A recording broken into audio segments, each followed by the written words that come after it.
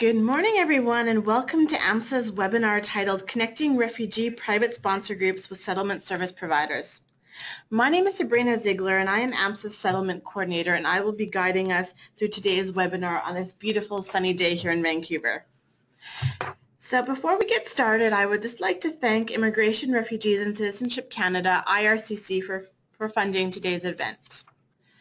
So we have a packed agenda today for our webinar, and we have three very knowledgeable presenters who are going to be talking about different aspects of today's topic. So our first presenter today is going to be Ekaterina Pak, who is the Regional Manager with Refugee Sponsorship Training Program, RSTP, and I'll be introducing Ekaterina briefly in a moment. Our second presenter is Brian Dick from the Mennonite Central Committee of Canada, and we will be presenting shortly. And our third presenter is Salim Spindari, the Manager of Refugee Settlement Support Projects at Mosaic. So we're going to head to our first presentation of the day, and I'd like to briefly introduce Ekaterina. So Ekaterina Pak is the Regional Manager for the Refugee Sponsorship and Training Program administered by Catholic Cross-Cultural Services. Ekaterina is very passionate about refugee protection and has extensive experience working in this field. She started her work with RSTP in 2011 and has had various positions within the program. She started as an Iraqi visa office referred program worker, assisting with matching visa officer referred refugee applicants with private sponsorship groups in Canada, and then continued as an RSTP trainer, organizing and facilitating workshops and training sessions, as well as providing various types of assistance to private refugee sponsor groups. In her current role as the Regional RSTP Manager, Katerina oversees and coordinates the work of RSTP in different regions of Canada. So I'd like to hand it over now to Ekaterina to guide us through her presentation. Good morning, everyone. I hope that you can hear me well. Thank you so much, Sabrina, for this introduction, and thank you to AMSA for organizing this event today. It's really a pleasure to be one of the panelists and to talk about private refugee sponsorship program in relation to settlement support. So I would like to start by just saying a couple of words about the program that I work for. I have a slide with just a brief overview of our STP. If Tan maybe who could help with the flipping through the slides. Thank you. My name is Ekaterina Pak, and I work with Refugee Sponsorship Training Program. We are a national program funded by the IRCC, Immigration, Refugees and Citizenship Canada. Our program was designed to provide support to private refugee sponsorship groups across Canada. We work with groups of 5, with sponsorship agreement holders and their constituent groups, and with community sponsors. So what do? We provide guidance and training to existing sponsoring groups. We organize information sessions for the general public, for those who are interested to know more and would like to get involved. We provide guidance with application packages, application forms, application process. We also develop and create training materials and resources, you will have some of those resources as handouts during today's session. We also help private sponsorship groups with any inquiries, any problem solving. So any questions that they might have about the cases that they are sponsoring, we will be happy to assist. So we have a team of trainers in our office in Toronto. We are administered by a settlement agency in Toronto, Catholic Cross-Cultural Services. And we also have RSTP staff working remotely in different provinces. So myself, I'm based in Vancouver, and I have been extensively working with groups in British Columbia and in Alberta over the past 14 months. Yeah, that's RSTP in a nutshell. And on my very last slide, I will also provide information how to get in touch with us and our website with resources. So the agenda for my part this morning. will be as follows. I will provide an overview of the private sponsorship of refugees program, how it all started, main actors, eligibility criteria. Then we will talk about the role of settlement workers in the PSR program. And we'll talk a little bit about withdrawal disputes and breakdowns in the context of private sponsorship. So I will start by maybe talking a little bit about the history of the refugee sponsorship program. It actually started for almost 40 years ago, and it's a unique program in Canada. It's a this Canadian program is actually unique in the world. There are similar programs they're being initiated by other countries at the moment, but the Canadian program is different in a way that private sponsors actually can identify and refer individuals whom they would like to sponsor. And I talk a little bit about the referral pathways to clarify this. So PSR program started in 1979 when Canadians responded to the Indo-Chinese boat crisis. There were 35,000 refugees sponsored by private individuals and groups in Canada. These were Vietnamese, Laotian, and Cambodian refugees fleeing the conflict and violence. And so the program has continued. Canadians continued responding to different refugee crises in different parts of the world. And so collectively, Canadians have sponsored more than 225,000 refugees since the launch of the program. I also would like to give you a little bit of the global context. The global forced migration context that we are facing at the moment. So these are some numbers. These numbers were provided by the United Nations High Commissioner for Refugees as part of their Global Trends report for 2015. So these figures are not completely up to date. We are waiting for the 2016 report to come out around World Refugee Day, I believe, which will be June 20th this year. And at the end of 2015, in December 2015, these were the figures in the world. We had 63.5 million forcibly displaced individuals worldwide. Out of those, 21.3 million were refugees, those who have been recognized as refugees, 3.2 million asylum seekers, so individuals who fled their countries and sought asylum in a different country but haven't been officially recognized as refugees, and 40.8 million internally displaced persons, so individuals who fled conflict, violence, persecution in their hometowns, home villages, and had to flee to a different part of their home countries, and they're still within the borders of their home countries, and that's why they're called internally displaced persons. So these numbers are quite shocking, and actually they were unprecedented back in December 2015. So we will see how these figures have changed over the past year. The fear is that they have increased due to ongoing displacement. So a few words I'd like to say about durable solutions of refugees. So we have now seen this shocking figures, 65 million persons on the move. So what are some of the durable solutions for refugees, for those who have been recognized as refugees, and as such, there should be a solution to their plight? UNHCR identifies 3 durable solutions. The first one is voluntary repatriation. What it means is that refugees can return home in safety and dignity. Now, for this to happen, of course, the situation in their home countries have to change. The reasons why these individuals fled in the first place have to cease to exist. Unfortunately, in the current context, voluntary repatriation is not possible because of ongoing wars and conflicts in a lot of countries that have been producing refugees. The second durable solution is local integration. It means that individuals who fled their home countries and sought asylum in a different country, they were recognized as refugees, and they can stay in those countries permanently. This would mean that the host countries would need to have a certain legal framework to enable refugees to stay there permanently.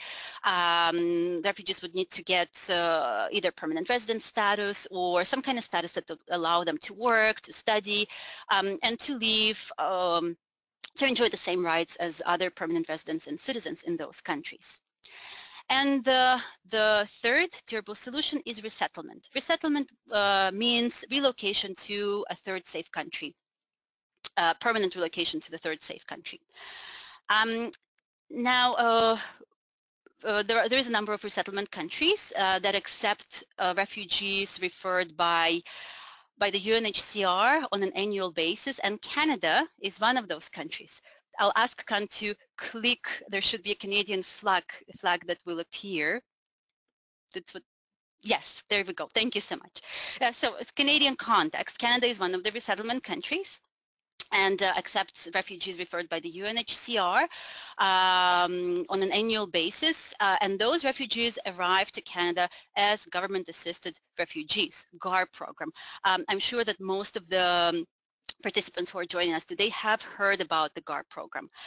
And so the other program that's part of resettlement in the Canadian context is the private sponsorship of refugees program. And that's the focus of our today's discussion. So here we have individuals and groups in Canada participating in the resettlement, identifying and referring refugees overseas whom they wish to sponsor to come to Canada. And I'll explain a little bit more about how private sponsorship of refugees works. So in the next slide, I'd like to show you the 4 different categories of refugees who come to Canada within the Canadian Refugee Resettlement Program. We will start with government-assisted refugees. So it's the column on the right-hand side of the slide, the GAR program. This program is funded by the federal government. The refugees are identified and referred by United Nations High Commission of Refugees primarily. In some rare cases there are other referral agencies, but for the most part it's the UNHCR that identifies the individuals in need of resettlement and that refers them to Canadian visa offices abroad for consideration for resettlement. Once these individuals arrive to Canada as government-assisted refugees, they're then supported through by settlement agencies through RAP funding. So that's the GAR program. The second one will be Joint Assistance Sponsorship Program, the JAS program. It's a partnership program where the government funds settlement of refugees during the settlement period, which is normally 24 months, and I'll explain why. And private sponsors provide settlement support and assistance to those individuals. Joint assistance sponsorship cases usually are very vulnerable refugees who need more assistance with settlement and integration.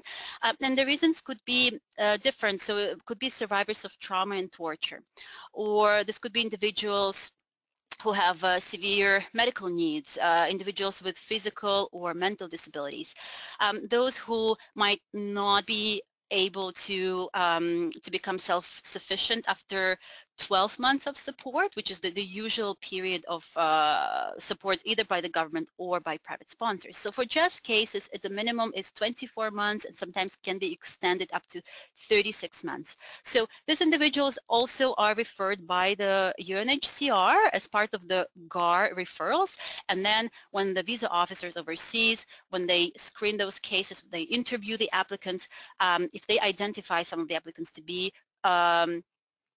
more vulnerable, then they would place them on this JAS list and would ask private sponsorship groups in Canada to partner with the government and to provide settlement support and assistance to those individuals and families.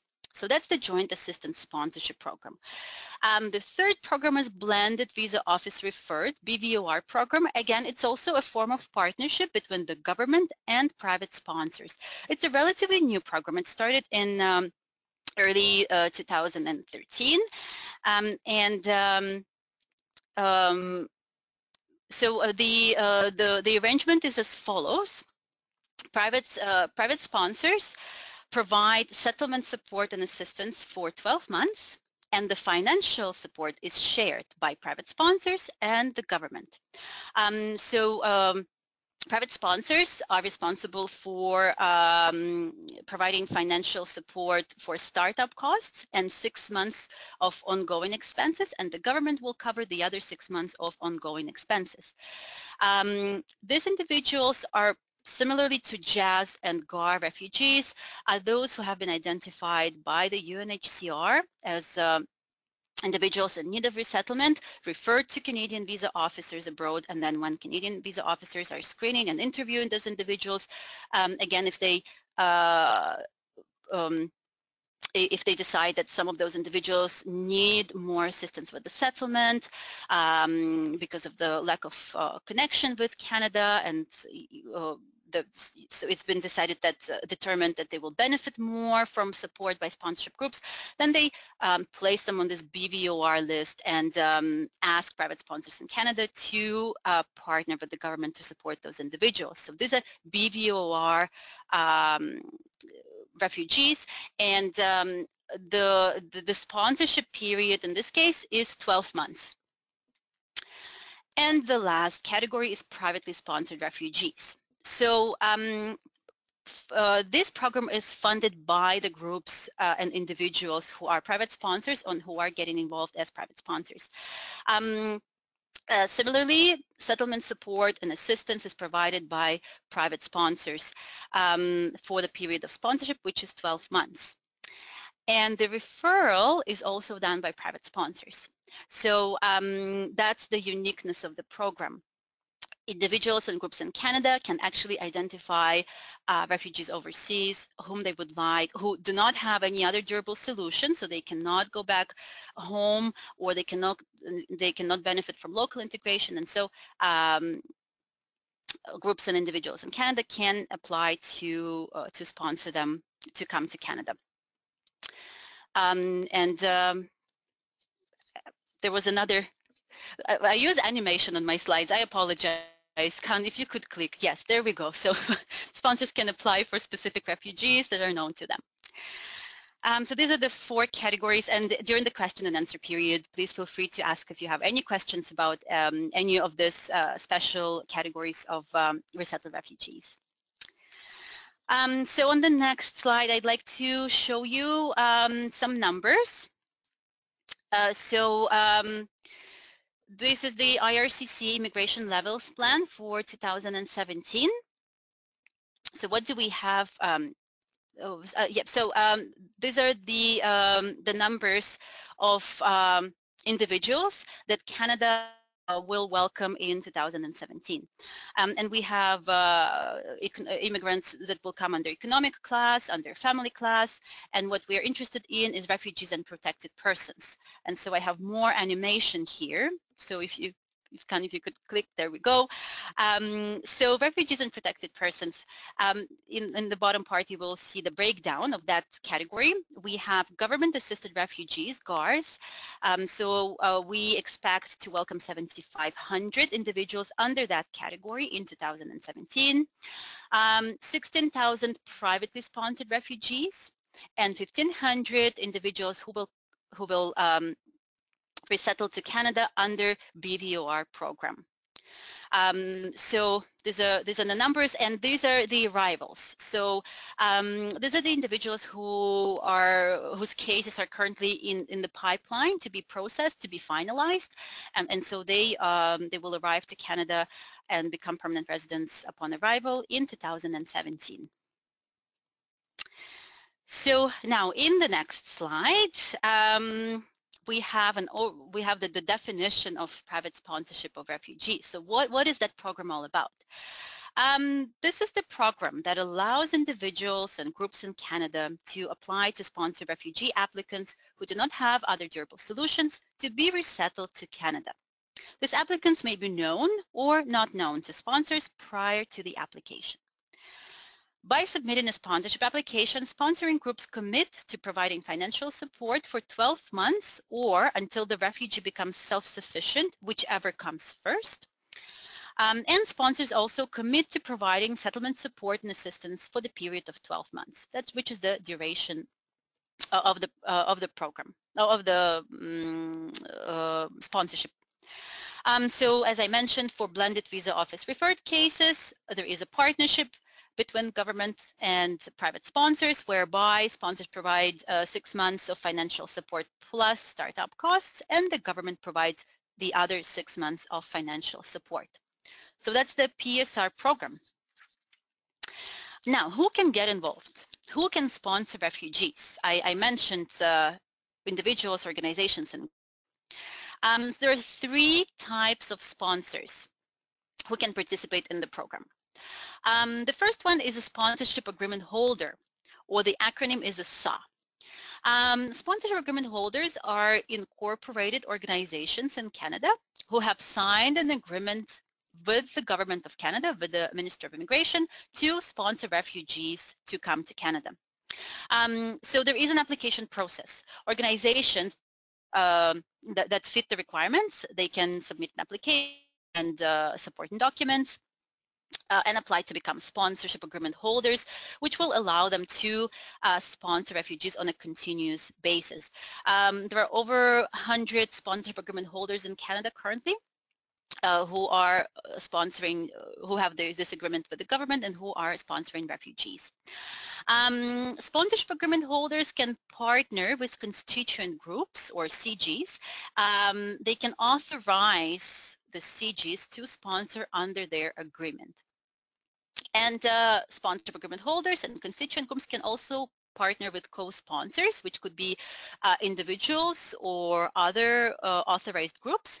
In many cases, the co-sponsors are the relatives or friends in Canada of the refugees overseas whom the group will be sponsoring. So that's the sponsorship agreement holder.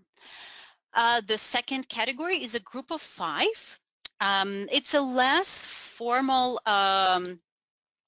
type of sponsor, I would say, because there is no agreement that is signed with the government. Group of 5 is a group of 5 or more individuals in Canada who are Canadian permanent residents or citizens who are 18 years of age or older, and who all reside in the same community where the applicants will be sponsored. And they can, if they collectively have enough funds, they can also submit an application to sponsor a refugee individual or a family. And the third type of sponsor is a community sponsor. Community sponsor could be any organization, association, or corporation in Canada, non-profit or for-profit, that can also submit an application to sponsor refugees. Community sponsors, unlike sponsorship agreement holders, do not have an agreement with the Minister of Immigration, so they will have to that they have enough funds with every application, similarly to groups of 5 as well. So with every application, they have to prove that they have funds, that they have enough volunteers. So community sponsors, they don't have to be incorporated organizations, but they do need to be registered. So it has to be a registered entity as a charitable organization or nonprofit organization.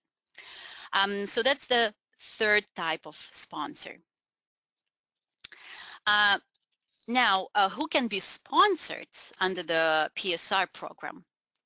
Of course, as the name suggests, private sponsorship of refugees requires that the individuals whom we are sponsoring are refugees, are those who fled their home countries and cannot go back due to fear of persecution, due to fear of violence or conflict. There is a there is a criteria that has been set by the Canadian government and that the applicants have to meet. We're talking about eligibility criteria and admissibility criteria. Eligibility criteria means that the applicants have to be refugees or have to be in a refugee-like situation. So individuals have to be outside of their country of origin or habitual residence. They also have to be outside of Canada. They have to meet the definition of either Convention Refugee Abroad class or Country of Asylum class. They cannot have any other durable solution. So as we earlier discussed, local integration and voluntary repatriation are the other two durable solutions. And they need to have sponsors in Canada willing to sponsor them. So that's the eligibility criteria. And I'd like to just explain the Convention Refugee Abroad class and Country of Asylum class. Convention Refugee Abroad class, as the name suggests, has to do with the 1951 Refugee Convention that has the definition of refugee. So a refugee, according to the convention, is somebody who is outside of their country of origin or habitual residence, if we are talking about stateless individuals, and somebody who has a well-founded fear of persecution on the grounds of their religion, nationality, political opinion, race, or membership in a particular social group. And owing to that well-founded fear, they are unable or unwilling to go back home and avail themselves of the protection of their home countries. So that's the definition of refugee as per the convention. And the other class is country of asylum class. If in the convention refugee abroad class about individual subjective persecution, the country of asylum class is a bit broader. It has to do with the situation in the countries of origin of the individuals, of the applicants.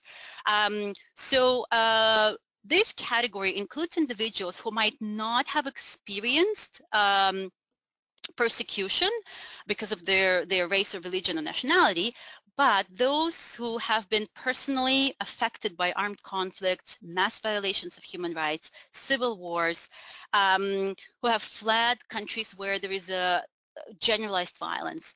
And so these individuals would fit the country of asylum class and could also be sponsored under PSR program.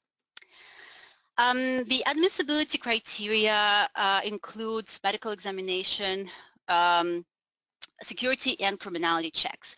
That assessment, the eligibility and admissibility assessment, is done overseas by Canadian visa officers. And in the next slide, I will talk a little bit about the sponsorship process and what and we will talk more about what happens in Canada and what happens overseas in terms of processing. So once the group has been formed and they know whom they wish to sponsor from overseas, what's the process? Sponsors have to collect information, gather documents, and as with any other immigration program, there is paperwork to do. So there's a set of application forms for sponsors. There is a set of application forms for refugee applicants. There is also a list of supporting documents that sponsors and refugee applicants need to provide. Once that all has been completed and collected, both parts are put in the same envelope and are mailed or are emailed. It's possible to email applications to Resettlement Operations Center in Ottawa, ROCO. It's a new office. It opened on April 1st before we had centralized processing office in Winnipeg. So those of you who might have worked in private refugee sponsorship before, you probably heard about CPOW, Centralized Processing Office. So now it has been moved to Ottawa. We have ROCO. So what does ROCO do? The case officers in the Resettlement Operations Center, they will look at the whole package, make sure that no documents or forms are missing, and then they will focus on the sponsors part of the package to make sure that sponsors meet the requirements, that they have enough funds, that if it's a group of 5, that individually they meet the criteria, that they're permanent residents or citizens, that they are 18 years of age, and so on, and that they also have a good settlement plan prepared, that they know how they're going to assist sponsored refugees once these individuals are here in Canada. So once ROCO is satisfied that sponsors have met all the requirements, then they inform sponsors that they have been approved as sponsors, and now the applicant's part of the package will be forwarded to visa office overseas that is responsible for processing of applicants in that given country. So to give you an example, if the applicants whom we are sponsoring are currently in Turkey, it will be visa office in Ankara. If the applicants whom we are sponsoring are currently in Sudan, it will be Canadian visa office in Rome. So there are designated offices dealing with applicants from different parts of the world. The visa officers overseas, they will review the applicant's part of the applicant's application and supporting documents. They will interview the individuals to make sure they meet eligibility criteria, that they are either convention refugees or they meet the country of asylum class. And then once the eligibility criteria it's been determined that they meet eligibility criteria, then visa officers overseas initiate the admissibility piece. As we discussed, it's the medical examination, security and criminality screening. So that all is done overseas. And then once that all has been finalized and applicants are meeting admissibility requirements as well, then the travel arrangements will be done for the applicants, and eventually they will arrive to Canada and will become permanent residents. So that's the process. As you can see, there are quite a few steps involved, different actors involved as well, and that's why very often we deal with quite lengthy processing times as well as a result. I will not go into details on the application package in the interest of time. I just would like to focus for a moment on the settlement plan, because we are talking about, in this webinar, we are focusing on the settlement support for sponsored newcomers. So I just would like to talk a little bit about the settlement plan that sponsors have to prepare as part of their application package. The forms are slightly different depending on the type of the sponsor, if it's a sponsorship agreement holder, group of 5, or community sponsor. So here in this example, we have a settlement plan and financial assessment for a group of 5. So as you can see, group of 5, they have to do certain calculations. They have to calculate startup costs for the individual or family whom they're sponsoring, and ongoing expenditures. Which includes, so ongoing expenditures are basically monthly expenses, fixed expenses, which is accommodation, rent in most cases, transportation, a bus pass, and living allowance, which is food, incidentals, some clothing for a month, and here we're talking about 12 months of support. Now these figures, they have to comply with the sponsorship cost table, and I know that Brian, one of the co-panelists today, he will talk more about the cost of sponsorship, so I'm not going to go into detail on that, but just to let you know that sponsors have to sit down and actually calculate their budget for the 1 year of sponsorship support. In the next slide, we are continuing with the settlement plan, and here you can see that sponsors are required to complete a settlement checklist. There is a list of different settlement needs, and sponsors have to go over the list and decide which settlement needs they can meet, which settlement needs they cannot meet, and then if they can't, they have to explain on the next page why. So let's just go over the list very quickly. What are the responsibilities of sponsors? Meeting refugees upon arrival and providing transportation to the final destination, arranging transportation for refugees to and from appointments and activities, bank appointments, doctor's appointments, school, and so on. Arrange for interpreter services, provide orientation, enroll adult refugees in language training, provide assistance in finding employment, provide assistance in linking the refugees with community activities, plan for refugee to see a healthcare worker shortly after arrival, so finding a family physician and finding specialized healthcare practitioners, assist refugees in selecting a family physician and dentist, assist refugees in applying for provincial and interim federal health plans. This is not the complete list of different tasks, but these are the main responsibilities that sponsors need to keep in mind and need to think, who will be responsible for what. On the next page of the settlement plan, sponsors also have to provide more details about how well they are prepared for settlement. So, for example, they have to explain what type of accommodation will be arranged for newcomers. The sponsors also have to do some research about settlement service provider organizations in the area where newcomers will live, and what type of services and programs are offered to newcomers. So it is expected that sponsors will do some research, will also learn about the different programs and initiatives offered by different agencies, and will plan to connect sponsored newcomers with settlement services. So yeah, so that's the settlement plan in a nutshell.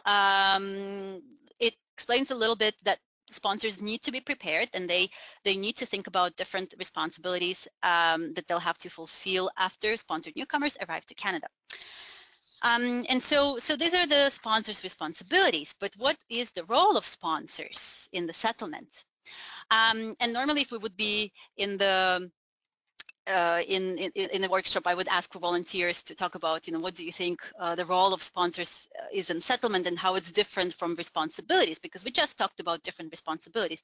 But as we would like to recommend or advise sponsors when they are preparing to sponsor newcomers, that their role in settlement is to facilitate and empower, because at the end of the day, it's all about sponsored newcomers becoming independent after the 12 months of sponsorship. So empowerment is very important. And by empowerment, we mean enabling sponsored newcomers to gain greater control over their environment and attain their aspirations and goals. So with that, I will transition to the next part where we will talk about the role of settlement workers in private sponsorship of refugees. Now, it is similar and different. Similarly to the support that's offered to all other newcomers, settlement workers will be providing, will be doing the intake of the information, needs assessment, short-term needs, long-term needs and goals of the newcomers. And of course, the role of settlement workers will depend on the funding of the organization and the priorities and mandates of the organization. But as I mentioned, similarly to the work with other newcomers, it will be settlement support, ensuring that newcomers are aware of their rights, if necessary, assisting with managing expectations of newcomers and sponsors, encouraging dialogue between sponsors and newcomers, especially if there is any miscommunication or conflict, or if you're facilitating communication because of language barriers, then conveying information accurately and faithfully. So this would be sort of some of the examples of how settlement workers could support privately sponsored refugees. What's different here is that because when settlement workers are working with newcomers who came to Canada as government-assisted refugees or as independent immigrants, so they don't have a sponsorship group attached to them, then this work is kind of a one-on-one. So you don't have this third party involved in that process of settlement. Now, when you're working with privately sponsored refugees, there is a sponsorship group, and that sponsorship group is responsible.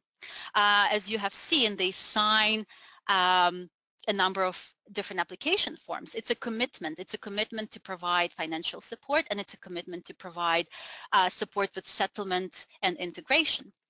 And the sponsors' work will be ongoing, and they will help and assist newcomers with the daily routine activities such as shopping, such as opening a bank account, finding a doctor, helping enroll children in school. So shopping, finding the bargaining and grocery stores where newcomers can can buy groceries at reasonable prices. So those daily activities sponsors will assist with. Um, but the settlement workers can assist with the larger sort of tasks, the finding employment, for example, because as professionals in the settlement field, settlement workers are more aware of different programs, are more aware of different initiatives of and will be able to create that roadmap for newcomers in terms of their long-term goals, educational or career goals. So that's something that settlement workers really can greatly assist with. Also application forms for child tax benefit, MSP, other application forms that newcomers normally have to, the paperwork that newcomers have to complete. Settlement workers, again, uh, um, because of their experience and knowledge in the field, they might be very, very helpful to sponsored newcomers with those forms as well. And providing support with within the capacity of and within the mandate of the agency. But because sponsors are responsible for supporting those individuals, it is very important to involve private sponsors as well, because as I mentioned, it's different. It's not the one-on-one work. There is a sponsorship group attached, so it's important to keep them informed and to also to keep them engaged in the process whenever working with sponsored newcomers. And then the role of settlement workers will also depend, or I guess the level and the type of support that settlement workers will provide will depend on the level of experience of the sponsoring group, how established the sponsoring group is, the settlement plan that the sponsoring group created before arrival, and if you have a chance to work with sponsors before the arrival of sponsored newcomers, it would be great to go over their settlement plan and to see where maybe you could provide some assistance and guidance as well. The specific needs of the newcomer, and the relationship between the newcomer and the sponsor. So all these factors will impact the type and the level of assistance that settlement workers will be offering to sponsored refugees. Some of the best practices we would like to share: pre-arrival communication between settlement workers and the sponsoring groups to discuss services available and how the two will partner and deliver their settlement support that's needed. Um, First post-arrival meeting to include sponsors, settlement worker and newcomer. So the meeting that will include the sponsors, the newcomers, and the settlement worker. So all three parties can plan together on how settlement assistance will be provided. So that will be quite important. And we advise when we work with private sponsors, when we organize our workshops, we always advise to reach out to settlement agencies in the area where newcomers will be settling and arranging for this first post-arrival meeting with a settlement worker to go over this long-term plan for the newcomer. Privacy and confidentiality practices. It's very important, and there are some questions that arise. Do we share sponsors, or do we not share this with sponsors? How do we sponsor asking for confidential information? And these are all valid questions. So certainly agencies' policies, and every agency I'm sure does have a set of policies around privacy and confidentiality when it comes to working with clients. Identifying authorized sponsors. That we know that some agencies, some settlement workers, the way they work during the initial intake interview, they identify authorized sponsor, or 2-3 persons from the group, and they make a note of those individuals, and then if that individual is calling later on to the settlement worker and maybe asking to translate something or asking for some information, the settlement worker will know, okay, well, this is the authorized person from that particular group and we can work with them. And then what happens after the end of the sponsorship period. So as we discussed, the sponsorship period is 12 months. After 12 months, sponsors are no longer responsible, officially responsible for providing support to sponsored newcomers. In practice, they still keep connected. There is this friendship that develops, and they might still get involved in settlement support. Now, for settlement workers, what do? Do you still continue working with sponsors, or you stop communicating with sponsors after the end of the sponsorship period, and now your work is only with the newcomers? So that's something to think about as well, and maybe develop a policy around that. And very briefly, the last part, it's called sponsor withdrawal, disputes, and breakdowns. Now, sounds quite negative, and we do want to talk about that, but this is not to say that every sponsorship will face a dispute or a breakdown or withdrawal. Not at all. And in fact, the cases of withdrawals and breakdowns are very, very rare, and I'll explain why. So we'll start with the sponsorship withdrawal. It is a cancellation of a sponsorship undertaken before the permanent residence visa has been issued to the applicants. So basically, while sponsorship application is still in Canada at ROCO, or if it already has been transferred overseas, but it's still within that eligibility admissibility screening, sponsors can withdraw their application. Now, withdrawal is the last resort. And IRCC has a list of acceptable and unacceptable reasons for withdrawal. Now, acceptable reasons for withdrawal will be if sponsors learn new information about sponsored newcomers, and as a result of this new information, they no longer wish or can sponsor them. Or if the newcomers can benefit from another durable solution. Let's say while they've been waiting to be sponsored, they were offered resettlement to a different country. That's another durable solution, and then sponsors can withdraw their application because the sponsorship is no longer needed. That's an acceptable reason. Unacceptable reasons for withdrawal, according to IRCC guidelines, would be if a group composition has changed. For example, somebody left the group for different reasons and the group no longer wishes to proceed with the sponsorship. IRCC will not accept this withdrawal automatically. They will ask the group to look for a different sponsor, to look for a different solution, maybe invite somebody else to be part of the group. So if the reasons are unacceptable, but sponsors still wish to proceed with withdrawal, then there could be some negative consequences. So if the group has other active sponsorships at the moment, then those cases might be reviewed, and in terms of whether the group will be able to support them or not, and also negative consequences with regards to future sponsorships. So that's the withdrawal, and again, it's a last resort, and withdrawal do not happen very often. So usually a different solution is found. Sponsorship disputes.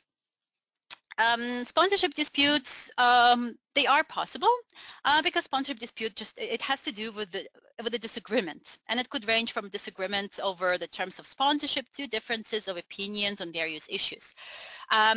Sponsorship disputes, they do not always result in a sponsorship breakdown, and usually it's possible to resolve the dispute via communication, because very often these are misunderstandings or disputes that result because of lack of cultural awareness or differences of expectations.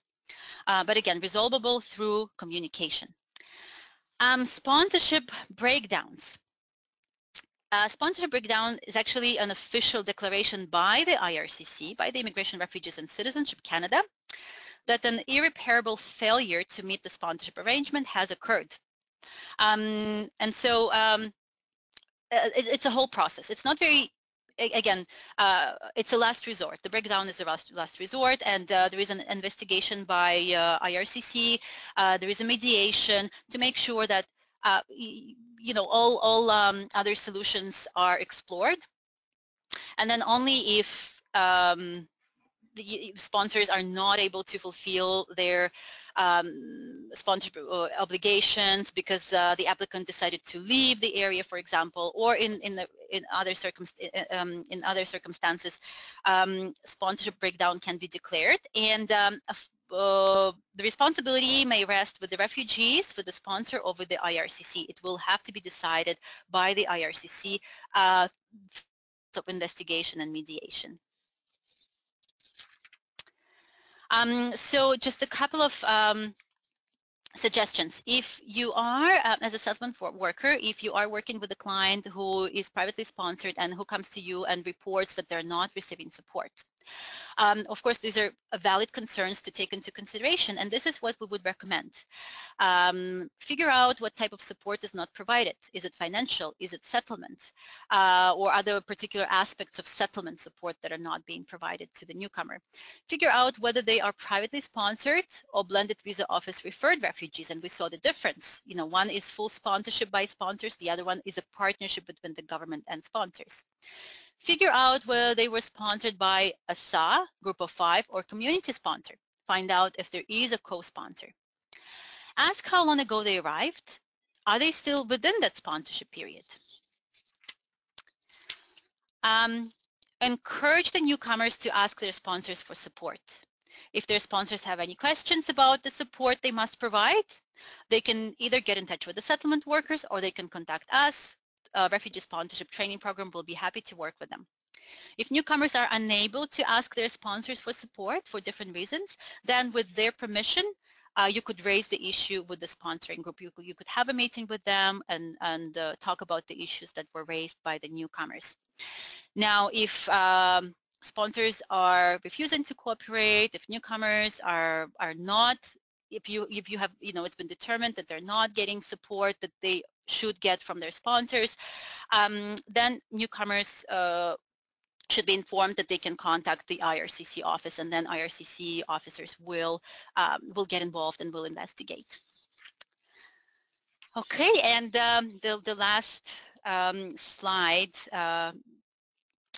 with the information for today from me would be a few tips for refugee sponsorship conflict resolution, and this is applicable to sponsors and to anybody else who are working directly with sponsored newcomers.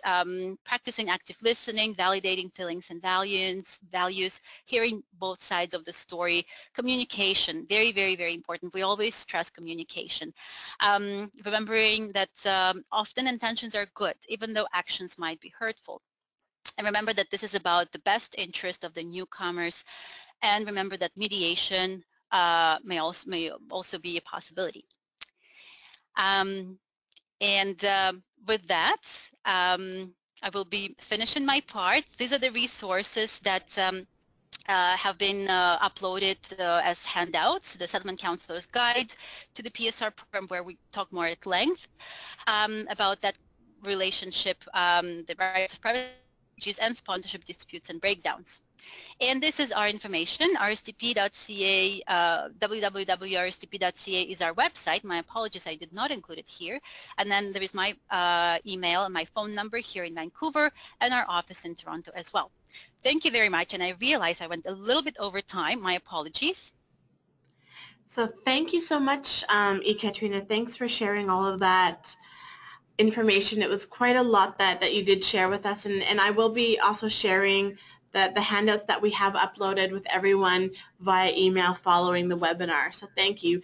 I'd like to now go over and introduce our next speaker for today, Brian Dick from the Mennonite Central Committee of Canada.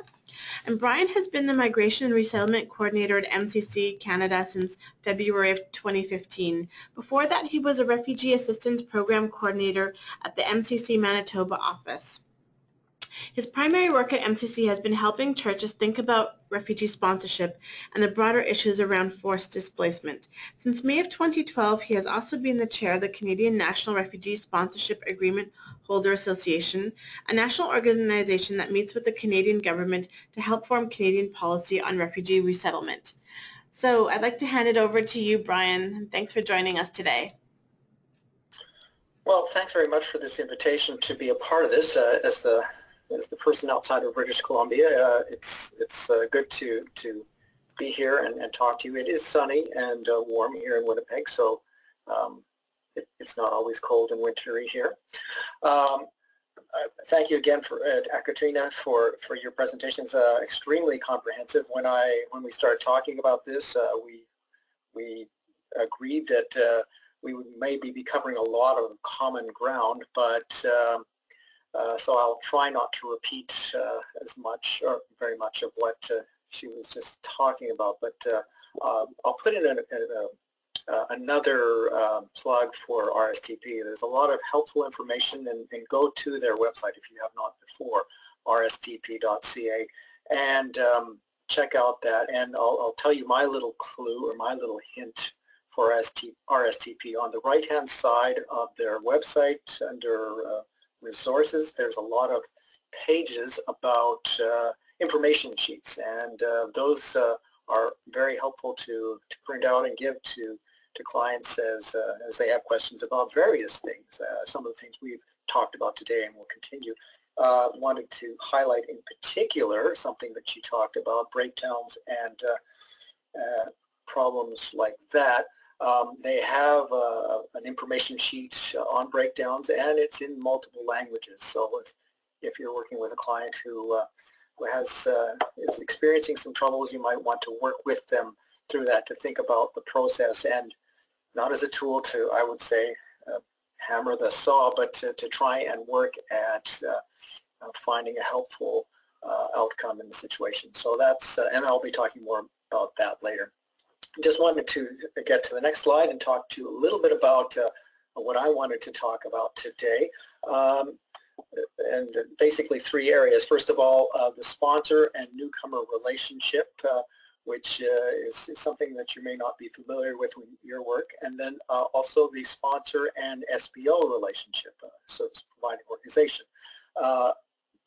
What does that look like? What could it look like? And then finally, talking a little bit about the connecting with PSR groups, sponsoring groups, which is it's a question we've asked and talked about for a long time, for years now, and we continue to do that. But I think there's a lot of new energy in terms of trying to figure out how we build those connections and overcome some of the barriers. So then going on to the first part, sponsoring, so the sponsor-newcomer relationship.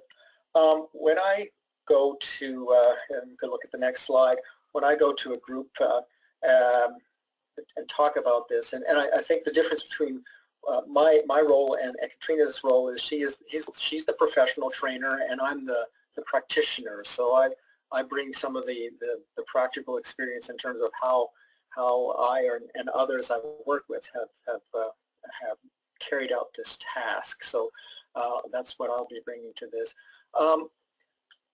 This is, you'll notice this, or you'll recognize this list a little bit from the settlement plan, and just a little bit of a word about the settlement plans we work with. Katrina was showing you the group of 5 settlement plan for the most part, I think. Sponsorship agreement holders have a much shorter and less intense settlement plan, and it's not something that we typically have to share with IRCC. If you're a new SAW, you may have to share your settlement plans at the beginning so that they know that you, as a new person, you know what you're doing. But a group like Mennonite Central Committee, which I work with, we've been doing this since 1979, and so they pretty much assume we know what we're doing. In my 10 years or so of doing this, I've been asked about my settlement plan twice. So it does happen, but not very often. When I work with a group, I'll just show them this list basically and say, these are the general areas that you need to think about as you're doing it. And as they start thinking about the things that need to happen when they're settling a person in Canada, thinking about how you pick up these particular pieces and divide them up. And I will suggest to a group that they would have maybe a key person in their group of, I suggest a group of about 10 or so. Could be more, could be slightly less, but not, I wouldn't want much less. And looking at identifying leads on various aspects of the settlement. So somebody who would be responsible for looking over transportation, arranging that, not doing it all themselves, but doing that. So somebody thinking about healthcare and arranging, making sure that that happens. So that's kind of the way that I think groups usually structure themselves. They have people taking leads on various aspects of that. As it was mentioned, there is a cost to all this that sponsors have to bear, and there's a chart on the next slide about an estimate from the Government of Canada in terms of what it is. This is, I'll say two things about this chart. One is that it is an average for across Canada, so many places in BC it'll be higher than this. And the other thing that I would say about this is that there's also this does not include gifts in kind. So if somebody donates a box of food, or if somebody donates the apartment that they'll be living in, you can deduct that from the cost. But there is a cost, and usually when a sponsorship agreement holder is looking at this, they will, some groups will, in order to mitigate the risk, will ask the constituent groups to set aside a certain amount of money in a trust account so that they know that the money is at least there, so that they may not be have unplanned expenses if a constituent group who is doing the work will do that. That has to come, it cannot come from the refugee, him or herself. It can come from family members of them, and that can sometimes be a challenge, and there can be some conflicts about that. But that is one of the aspects of the role that the sponsor has. As we look to further on in the next slide, we have I wanted to talk a little bit about the roles and responsibilities of the newcomer as well. And these aren't as well defined or noted in the arrangement, but this is a partnership, and the partnership with a common goal of settlement of the newcomer. And so the agreement does ask that they work towards settlement in Canada, so be partners in that work. That they report any income, because they can work like any permanent resident, that they report any changes in their family composition, and that they accept a reasonable job offer. And that is, of course, a very vague thing. What is reasonable? So there can be conflict around that. But the bottom line on this is that we need to think about having the person be a full partner and a full participant in their settlement in Canada. So it's a relationship that settlement workers and RAPSPOs don't necessarily have.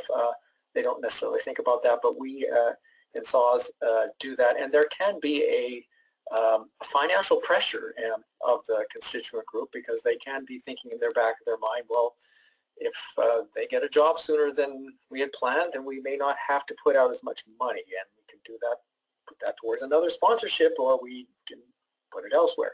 So there can be some challenges in this relationship around those sort of things, and I'll again talk more about those.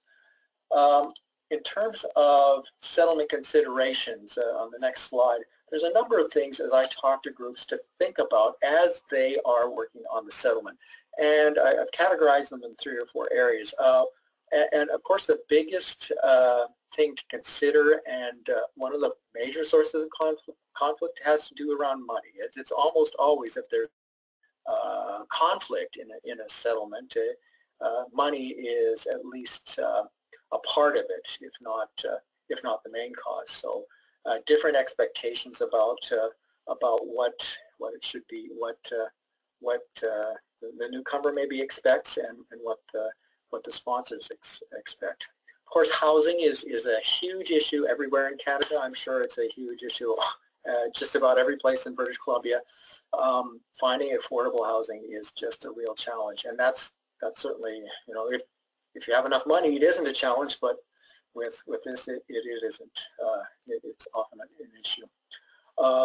Food is something that is a challenge, because in many cases, people coming from another place, they're not used to or familiar with the food that is typically available in a Canadian grocery store. It's of course getting much more diverse than it used to be, but I mean that can add to a financial burden as they're looking for the familiar comfort foods from back home. Additional health issues can be there, especially dental, and of course now we have IFH and the provincial health things in there, but there are things that aren't covered, and much of the dental isn't covered, and so being aware of the impact there is a challenge. And then financial education is a really important piece. And I suggest to the groups, make sure that you have somebody who is really good at that, who can think through how you teach financial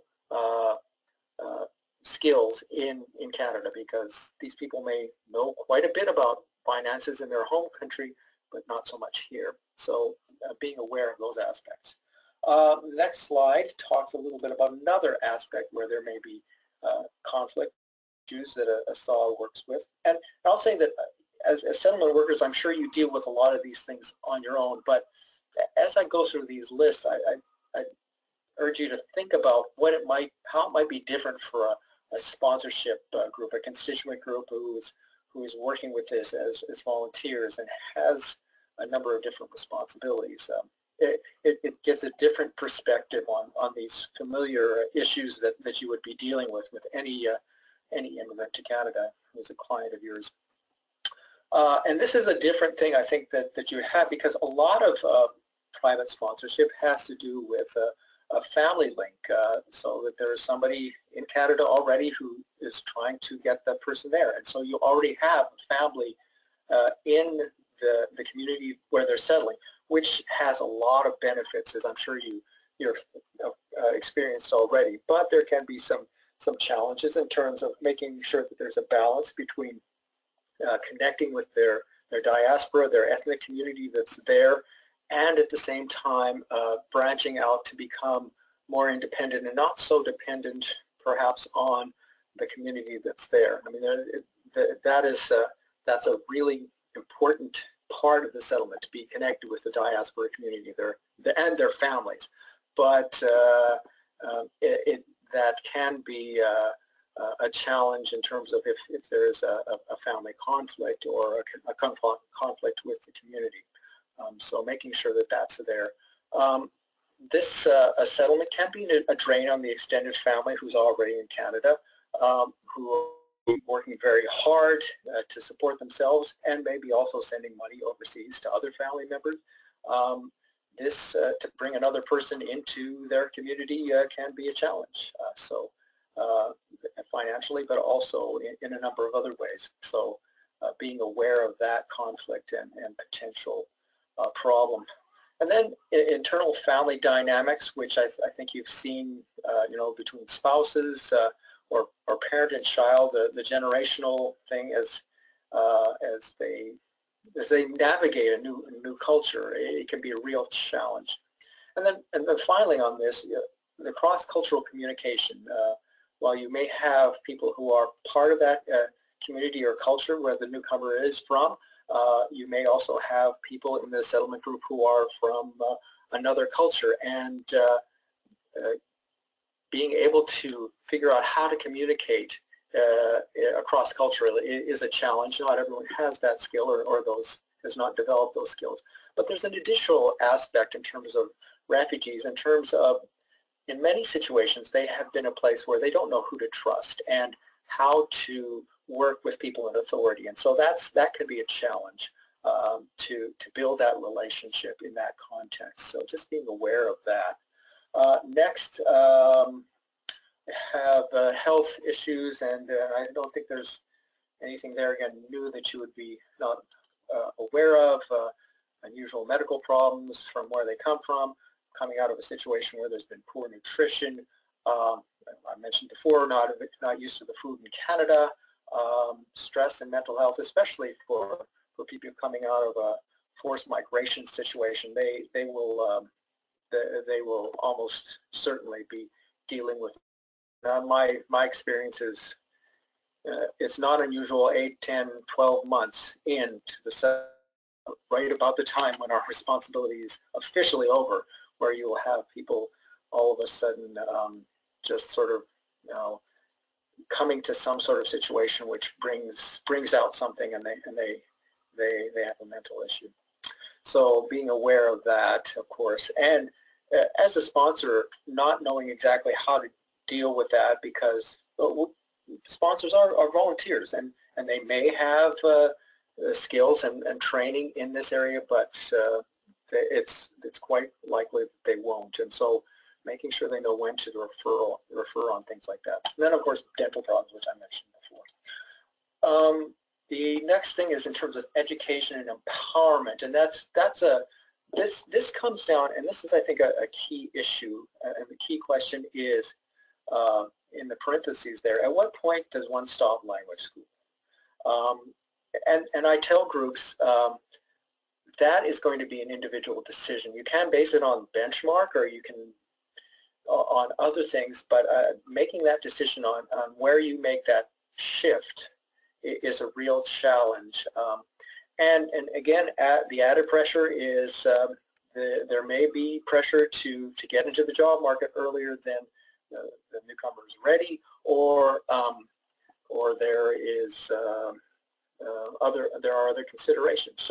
So being aware of that challenge, I counsel groups to not rush that, but also be aware that some people are going to be ready and will actually learn better as they are in a job situation. So, but you know, people, refugees in particular, often come with lower English or French skills, and so that's going to be a question for almost all privately sponsored refugees.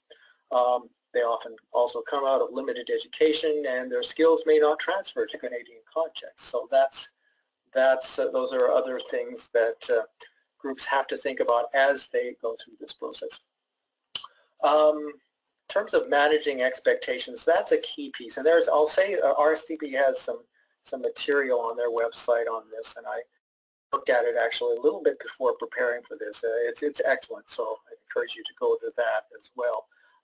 But there are certain expectations that the sponsor has that's coming in, and there are expectations that the newcomer has in terms of coming in. Expectations about the financial cost. They may assume it's not going to be as expensive as it is. It's in some ways like a renovation project. You always assume that it's going to be less than it is. So making sure that people are realistic about what the costs are. The time commitment can be very large, especially at the beginning, especially if there's special needs.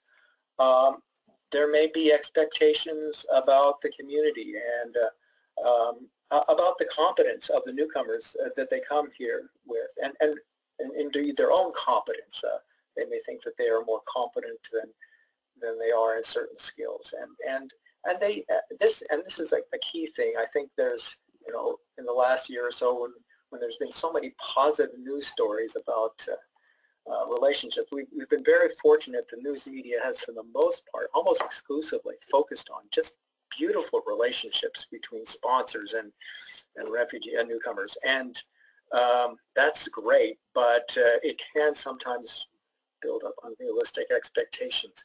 So we come in with these expectations, and I think it's important for sponsors to understand that and to voice them and to think about what that is, maybe write down what their expectations are. The newcomers also come with their expectations, and I want to talk a little bit about that on the next slide. Expectations about, and I just put this down basically as the Canadian myth. I was on a radio program back in December, and I talked about how it seems like a lot of people from overseas get their image of what Canada's like from television or movies, and that's just not very realistic. We don't live like that. So that's, for better or worse, we don't live like that. Sometimes it's, the picture is very, paints us as very shallow people, and other times very wealthy people. So that's a problem that I think people come there. They may know have been told well, and in their orientation they may say this is not what Canada is like, but that has informed a lot of people. They may have an expectation that, okay, now the bad stuff is over, I'm going to go back to normal, but normal is not going to be like it was anymore. There's going to be a new normal, and having to understand that. They may have a sense of learning a language is going to be easier than it is. They may have a sense of getting a job is easier than it is. There may be many things. I was working with a colleague who worked actually a lot with Colombian refugees, who actually did her master's study on the settlement of government-assisted refugees from Colombia in the last 10 years or so. And she said a common theme that the refugees, the resettled government-assisted refugees that came up with was as they were coming here, or shortly after here, they started talking about this being a rebirth situation or a rebirth experience. And in many ways, while it wasn't easy for them, I think that was a really good image for them, because they realized that this is not going to be easy. Birth is not an easy thing. And a lot of things are going to be different. But it is a chance at something new and exciting. So I think that's a really helpful image that I think newcomers can maybe hold on to as they think about that. So in the next, talking a little bit about managing expectations and things to do about that. Unrealistic expectations can really cause problems, frustration, paternalistic management. I want to talk a little bit about that. We as sponsorship agreement holders, when we get frustrated, we can sometimes be controlling, and that's not right. But it's just the way we are trying to sometimes get a hold of the situation. We'll say, no, you really need to do this because I know best, and because I've been here and you haven't, and that can be a problem. And the root of it is having unrealistic expectations. Of course, the things that these unrealistic expectations can lead to is conflict and miscommunication, some of the things that Katrina talked about. Secondary migration, they can say, I'm out of here. I'm going to go to Calgary where I know other people and just be away. And that is a definition of sponsorship breakdown.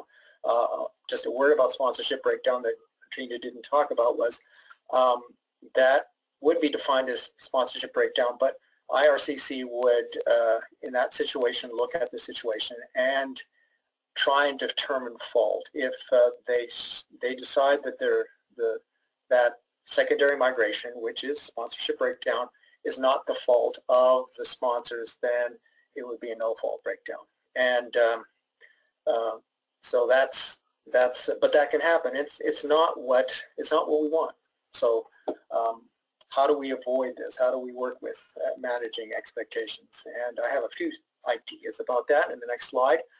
But the big thing is communication, talking at the beginning about what your expectations are, what your hopes are, maybe defining those as a newcomer, or both as the newcomers. We don't have as much control of that process, but as the sponsors, thinking about what our expectations are.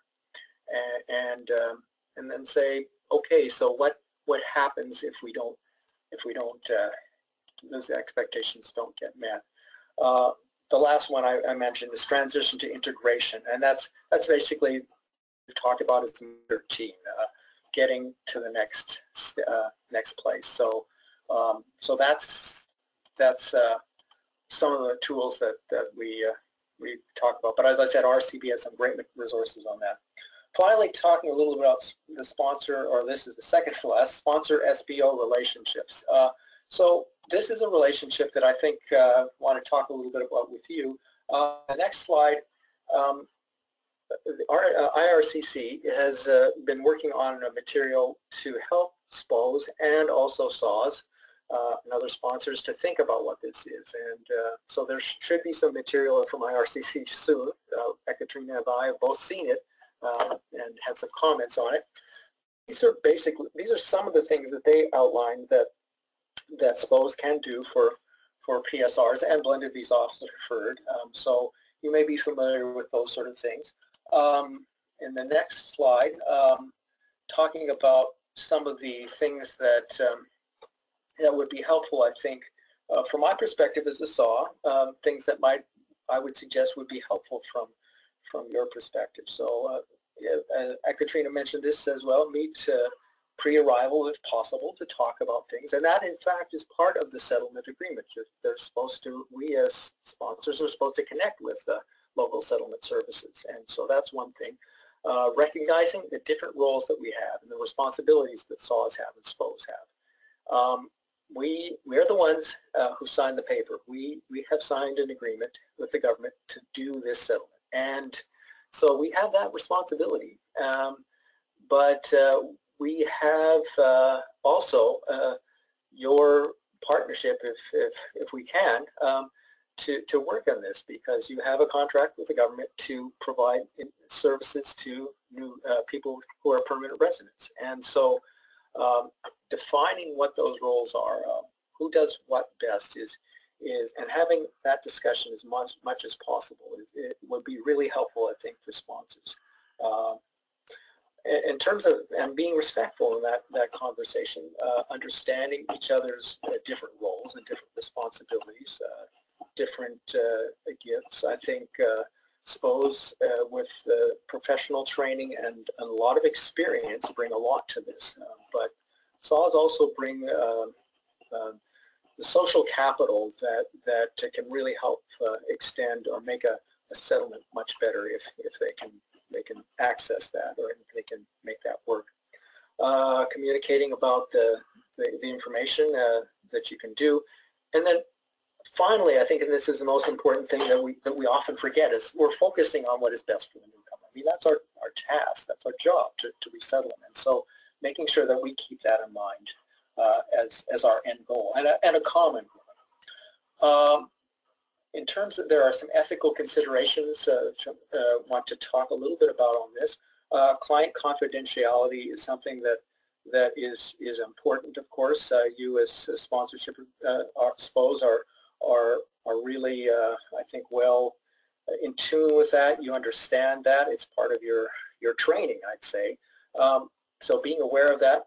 The difficulty comes with how do we work with sharing information with the sponsors, or sharing between us. It's something that I think that needs to be worked out on a case-by-case basis, and one of the things that I think we can do is bring the newcomer into this situation and say, we are partners, and so we would like to be able to share information, and so this is going to be in your best interest, we believe, and so trying to work that out is a challenge. I don't think there's a clear template for that I'm aware of, but making sure that you can share that you need to, or we can share the information we need to with each other. The challenge with this is you have extended family who may already be in Canada.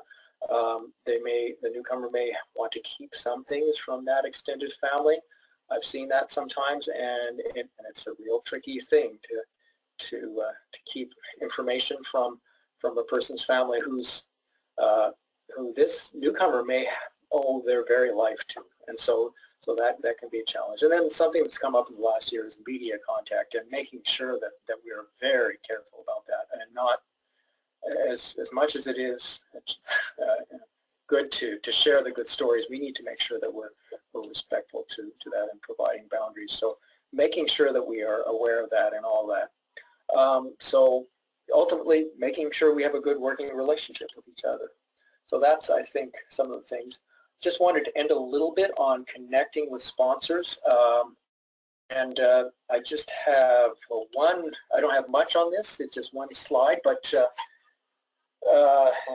just thinking about how we work together. And this has been a challenge because IRCC has said, well, but there are privacy issues. We can't tell SPOs where everyone is. We can't tell you who the sponsorships are. And so it is a challenge. Here in Manitoba, I've worked with MANSO, the sister of this organization, and we've sat down with the provincial immigration office here in Manitoba, and we we don't have a good answer in terms of how we make sure about that. One thing you can do is go to this website and it'll tell you all the saws that are in British Columbia. And so you can go through that list and find out who the BC saws are.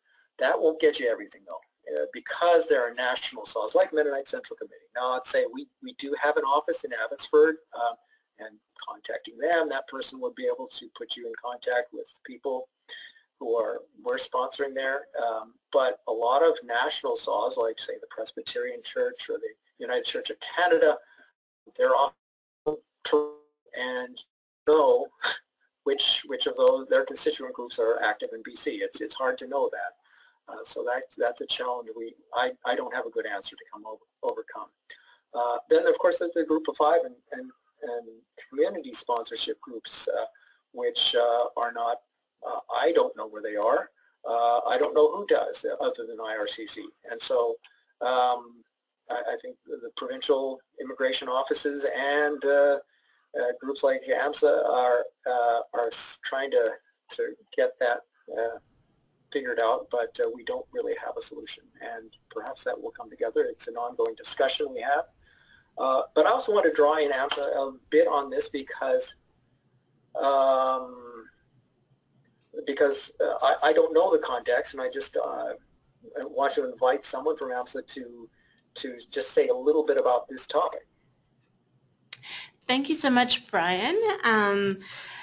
So as AMSA, as the umbrella organization for British Columbia, we do receive phone calls or emails from different sponsor groups while they're creating their settlement plan. This occurs occasionally, and when it does occur, we do try and connect them with service providers in their region where they are, and act as that mediator between the sponsorship groups and the service providers.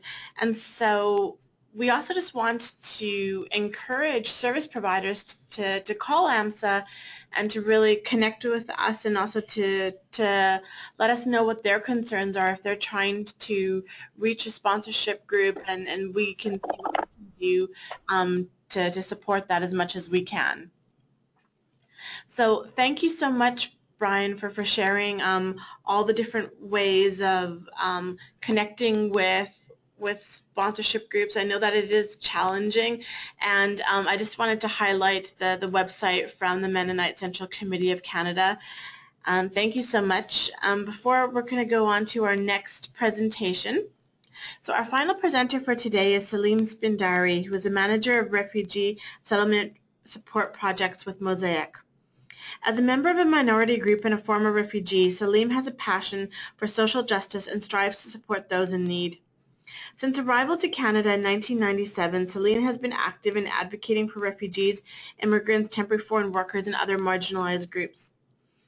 Salim presented on refugee issues at conferences and forums, and he is now the manager of the refugee settlement support projects at Mosaic.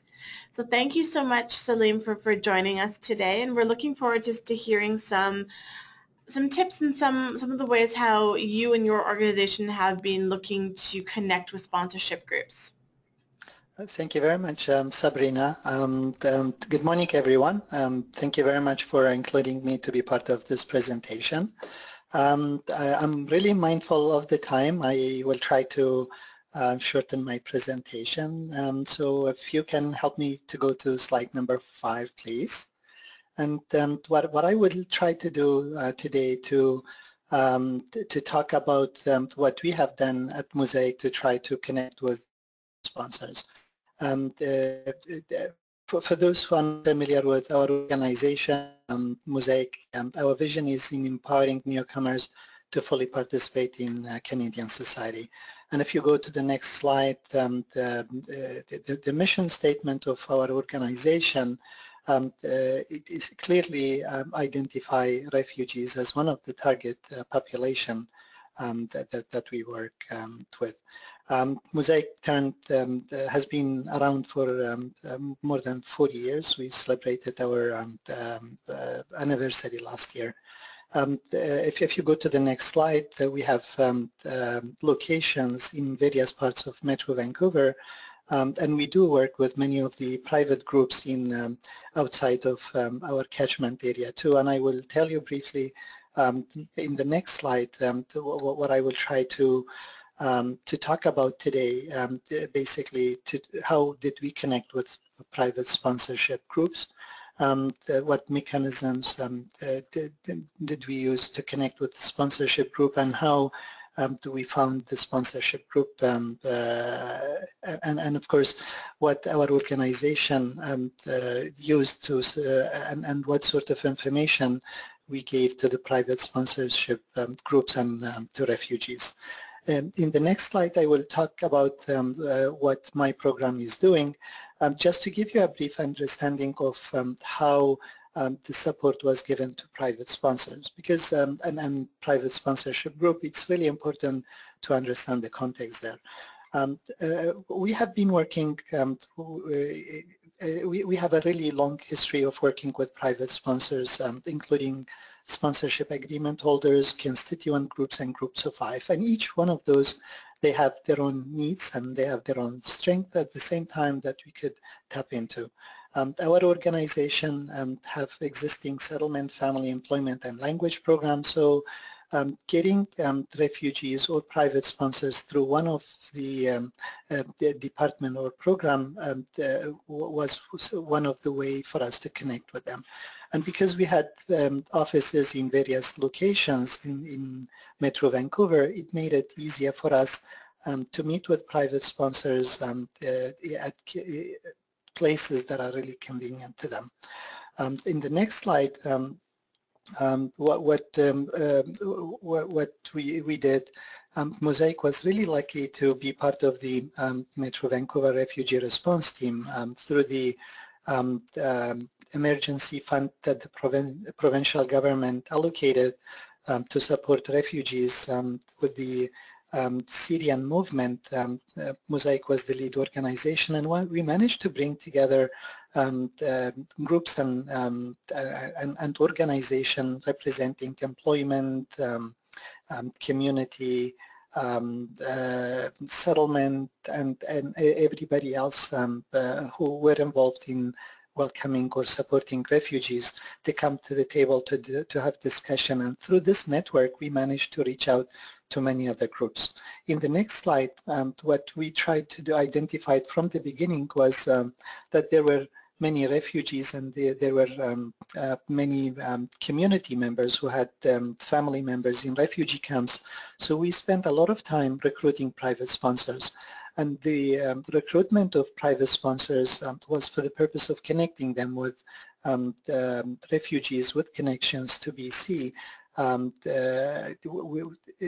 Through our work, we realized that the sponsorship agreement holders already knew what they were doing, but how can we bring them to support the newly recruited private sponsors who were coming to be part of this movement. So when we started recruiting them, in the next slide, we provided some training and support to private sponsors. And at the end, I will talk about some of the concrete ways that we did it. We didn't really want to go to provide support as part of the normal way of providing support 9 to 5, Monday to Friday, or just the normal things that settlement organizations would do to support refugees. In the next slide, we realized that people were really interested in learning more about refugee issues, so we started inviting guest speakers and we started providing public education workshops on refugee issues. So those workshops were an opportunity for people to come and learn about what's happening out there and what can they do to be part of the movement. And that was another way for us to reach out to private sponsors. It's really important to understand that even though the private sponsors would come up with the income to support them, in the next slide, what we try to do is to work with organizations to support refugees. So one of the things that we did was to partner with BC Technologies, an organization that was refurbishing old computers, donating them to schools, and then we discussed how they can support refugees, and they started offering refurbished computers for free of charge to all refugee families. And so far we've been able to give more than 400 computers. And this was really important because the refugees would come and access the computers, and that's how we would meet private sponsors as well. We never said no to any of the inquiries coming. So in the next slide, we had children coming to ask us questions about refugee issues, grade 5 students. And in the next slide, what they ended up doing, they started collecting care packages for youth and for students or for refugee kids their age. And this was really a nice way for us to provide not only the computers but now the care packages as well to refugee families. In the next slide, what we did, we found out that many of those who were coming to us were telling us that refugees are being privately sponsored, but they need employment, and that's how within the organization we partnered with BC Manufacturing Alliance to offer employment training in Arabic and English to meet the need of the Syrian arrivals, for example. And at the end of the 6-week training, all of the participants will be provided with guaranteed jobs. So that was another way for private sponsors to encourage their privately sponsored refugees to come to attend the training, because it would lead to employment. In the next slide, we do have a contract with the federal government to offer language instructions for newcomer to Canada, which is the English and second language classes. In the next slide, what we try to do to look for creative ways to support private sponsors. So Brian was talking about working with private sponsors.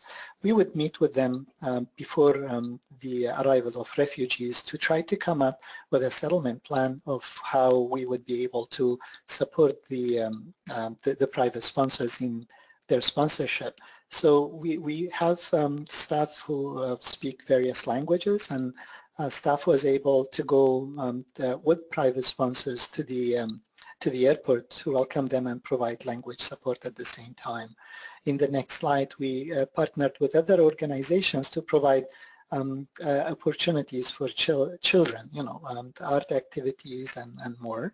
And that was another way for us to tell the private sponsors that we are not only providing language, employment, and other support, but we do have activities that we provide in partnership with others for children as well.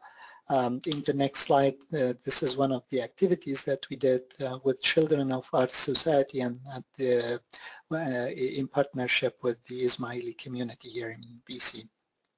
And of course, in the next slide, we did receive lots of donations. TELUS provided free cell phones with $200 credit in them. We've had students collecting teddy bears and some other stuffed animals, and we partnered with IKEA to provide bunk beds. So all of these donated items made it easier for us to bring private sponsors, because they were looking for ways to do it. In the next slide, I really want us to consider some of the things. So for example, the agency commitment. I think it's really important for us when we offer the support to refugees. It has to be embedded in the mission or the vision statement of the organization, and the board has to be really supportive of it. So for us at Mosaic, we were really lucky because our board allocated a lot of money for it, and in fact, my program, my position, and 3 of my team are funded by the board. So it gave us the freedom to reach out or to work without taking into consideration the boundary or the geographic limitation of offering services. So we did work with some private groups in northern BC, in the Vancouver Island, and some other in the interior as well.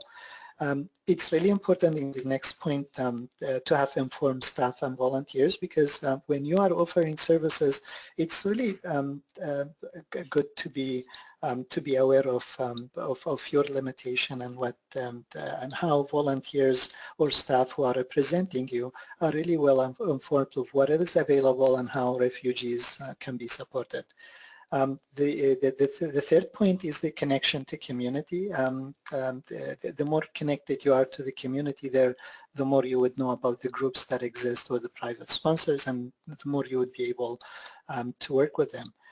In the next point, acknowledging the expertise and passion of private sponsors. We have to understand that by connecting with them, it's really, it doesn't do us any good if we claim that we are the expert in the field in supporting refugees without taking into consideration the immense expertise and the passion of the private sponsors, and especially those who are connected with sponsorship agreement holders. They have been doing this for years, and we should learn from them the same way as we are trying to support them.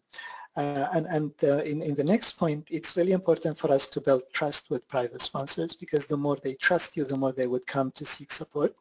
And we have, in the next point, we have to be really creative in thinking how to work with volunteers, because many times volunteers would come to us, and last year with the Syrian movement, we did hear from many of the groups telling us that they had thousands of volunteers who are willing to help, but what can you do with thousands of volunteers if you are working with a smaller group? So in working with them, you have to be creative. Outside of the normal volunteer roles, what else could be provided? In the next point, we have to really, in our work, it would be really great to partner and work with other groups and agencies, and I did mention in our work, we did partner with Children of Arts, BC Technologies for Computers, and BC Manufacturing Alliance. Each one of them brought a different type of support to it. And for us, I think it's a continuous learning. So in the next bullet, for us, we have some expertise, but we continue to learn from our work with them. In the next slide, we did rely on social media to reach out and to share our message, and it was really important. Many of the students and those individuals who are tech savvy, they were using social media to get it. So for us, we didn't only use social media to share the message, but also to connect groups. In Metro Vancouver, there was a group collecting baby strollers for refugees. So we partnered with them. As soon as we get a refugee family in need of those, then we will connect them with this group that had a Facebook page saying that they are doing this. Of course, for us, in the next bullet, it's really important for us to offer the required support to private sponsors, and whether it's the language support, accompaniment, home visitation, or cultural training, or others. And we found this really useful. One of the things that we did, Katrina mentioned in her presentation, that there is a lot of paperwork to do, whether it's for sponsors and refugees at the same time. So for us, we kind of take that, and when we took that, we started offering support to refugees overseas, and we do have staff who speak various languages, including Arabic, Kurdish, to meet the demand of the Syrians. And what we did through the use of Skype and Facebook Messenger and other social media tools, we started helping them to complete the refugee application forms, which was really necessary for many of the people. We found out that if refugees would complete it, they would pay a lot of money to do it overseas, or and then at the end of the day when we get it, or the private sponsors when they get it, then they need to do a lot of work on it. So to facilitate that, we did help them to do that. And of course, in the next point, we started offering services outside of the regular working hours. Many of the private sponsors have busy schedules and busy lives, and so we started meeting with private sponsors in the evening, weekends, and in the next point, the networking session that we started organizing for private sponsors and persons interested in working with refugees, it was another opportunity for us to bring private sponsors. So these are just some points, and I wish that you benefit from some of the points that I mentioned in my presentation. If you want to stay in touch and share the presentations with you, and we will be more than happy to work with you or to share our message with you. And thank you. Thank you so much, Salim. Thank you for sharing some of the examples, some of the really creative ways how Mosaic was looking to connect with private sponsorship groups. And so I would just like to thank everyone so much today for joining us. And as well, I'd like to thank say special thank you to our three speakers today, to Ekaterina, to Brian, and to Salim for sharing your knowledge and your expertise and your insights. As well, I'd like to thank our funder, Immigration, Refugees and Citizenship Canada, IRCC, once again for funding this online learning opportunity. And I'd also like to say a thank you to the AMSA team who's behind the scenes working to put on today's webinar. So thank you once again to everyone for joining us today. Thank you and goodbye.